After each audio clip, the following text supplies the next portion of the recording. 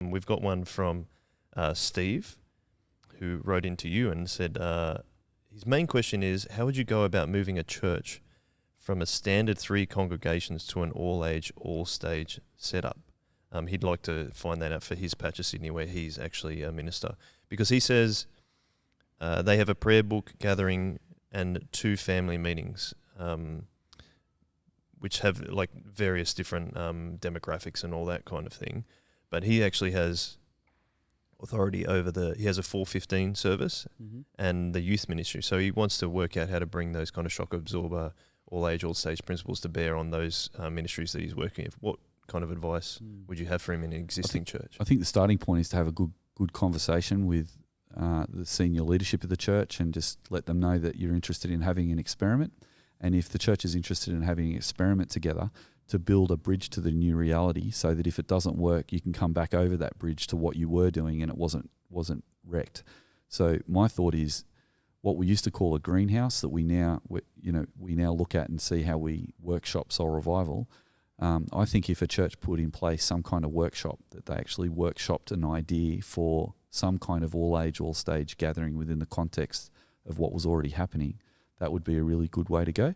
And if, for example, the leadership of the church and the congregation, after a conversation together, talked about the fact that they were willing to experiment with something like a 4:15 service, to keep all the services running as they are, but then to maybe ask a few people from different generations to come together and to do that workshop or that greenhouse together, to plan out what they might do and take a bit of time to do it, take a few months to talk it through. And then after they've talked it through, just to try it, practice it. And then if that worked, then you've built a new reality. But if it doesn't, you could still just go back to what the church was doing. I think it'd be hard. It'd be difficult in a certain situation where people are used to doing something that's always been there for so long, and then to change it so radically can always kind of be a little bit difficult to upset a few people sometimes. And I think in that conversation, Joel, you've made a good point, because if you talk about the why are we doing this? It's so that we can grow mission and discipleship in our area, and then it might be really effective to share in that conversation how an all-age, all-stage church makes mission more effective.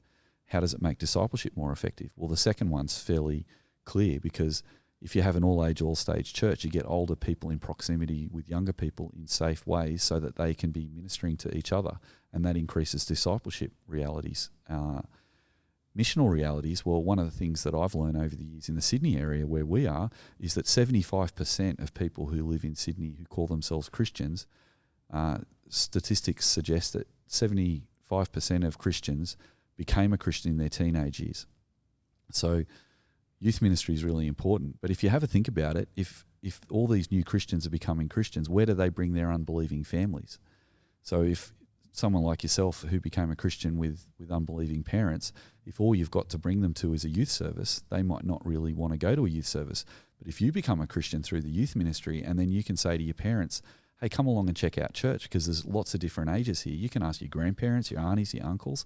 So I think that increases our missional potential. And we found that, which we'll talk about in later episodes, that mission through the all-age, all-stage church and discipleship gets stronger. So having that conversation helps people go, oh, okay, I might be interested in experimenting, doing something new for the sake of the gospel. Yeah, that's cool. And obviously something to really pray about too, if that's... 100%. Yeah. So hopefully that answers your question, Steve.